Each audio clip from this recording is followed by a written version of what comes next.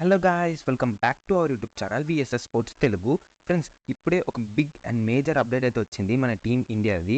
అదేంటిదంటే గౌతమ్ గంభీర్ని అయితే హెడ్ కోచ్గా అపాయింట్ చేసే అవకాశాలు. అండ్ తనైతే టాప్ 1 ఉన్నాడు ఆ లిస్ట్లో. ఇప్పుడు హెడ్ కోచ్గా వివరిస్తున్న రాహుల్ ద్రావిడ్ది కాంట్రాక్ట్ అనేది ఈ వరల్డ్ కప్ తర్వాత అయితే ముగుస్తుంది.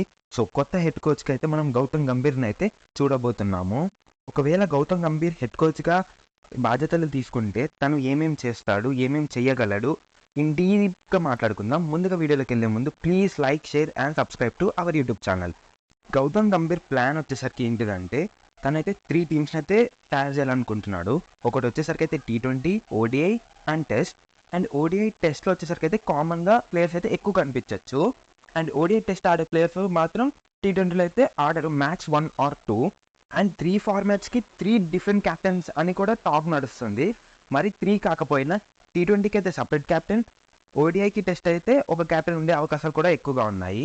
ఈ మెథడ్ని అయితే చాలా పెద్ద పెద్ద టీమ్స్ అయితే ఫాలో అవుతాయి వరల్డ్ మొత్తంలో. సో అలా ప్లాన్ చేసి మన టీమిండియన్ కూడా అలానే రెడీ చేయాలని అయితే వీళ్ళ ప్లాన్ వచ్చేసి. ఇంకా సీనియర్స్ ప్లేయర్స్ విషయానికి వస్తే సీనియర్స్ ప్లేయర్స్ని అయితే గౌతమ్ గంభీర్ ఏం చేయాలనుకోడు, వాళ్ళు కూడా ఆడితే బాగుండని అనుకుంటారు. కానీ మ్యాక్సిమం సీనియర్ ప్లేయర్స్ అయితే T20లో కనిపించరు.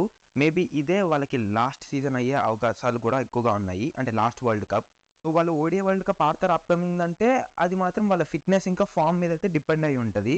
అండ్ టీమిండియా మేజర్ డిసిజన్ తీసుకోవడానికి కూడా సిద్ధంగా ఉంది. ఎందుకంటే చాలా సంవత్సరాలు అయిపోయింది మనకు ఒక ఐసీసీ వరల్డ్ కప్ అయితే వచ్చి.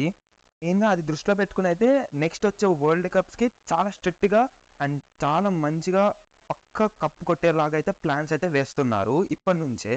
ఇది వచ్చేసరికి అయితే టీమ్ ఫార్మేట్ ఇంకా సీనియర్స్ ప్లేయర్స్ గురించి అయితే ఎస్వి రామన్ తినైతే సెకండ్ ప్లేస్లో ఉన్నారు హెడ్ కోచ్ లిస్ట్లో. కానీ తినకైతే బ్యాటింగ్ కోచ్ ఇచ్చే అవకాశాలు అయితే ఎక్కువగా ఉన్నాయి. నేను ఆల్రెడీ ఉమెన్స్కి అయితే హెడ్ కోచ్గా వివరించిన ఎక్స్పీరియన్స్ అయితే ఉంది. ఎస్వి రామన్ అయితే బ్యాటింగ్ కోచ్గా అయితే ఫిక్స్ చేసే అవకాశాలు అయితే చాలా గట్టిగా ఉన్నాయి. అండ్ ఇప్పుడు బౌలింగ్ కోచ్ విషయానికి ఇంకా ఫీల్డింగ్ కోచ్ అయితే ఏమై తెలీదు, ఎలాంటి ఇన్ఫర్మేషన్ అయితే లేదు. కంటిన్యూ అవుతారా అంటే అది కూడా డౌట్గానే ఉంది. ఫ్యూచర్లో మేబీ రిలీజ్ చేసే అవకాశాలు కూడా ఎక్కువగా ఉన్నాయి. ఇది మన టీమ్ ఇండియా అప్కమింగ్ కోచెస్ గురించి. సో మీరేమనుకుంటున్నారో అయితే కామెంట్ చేసేయండి. ఒకవేళ గౌతమ్ గంభీర్ హెడ్ కోచ్ అయితే ఎలాంటి చేంజెస్ చేస్తాడో మీకు ఐడియా ఉంటే కామెంట్ చేయండి.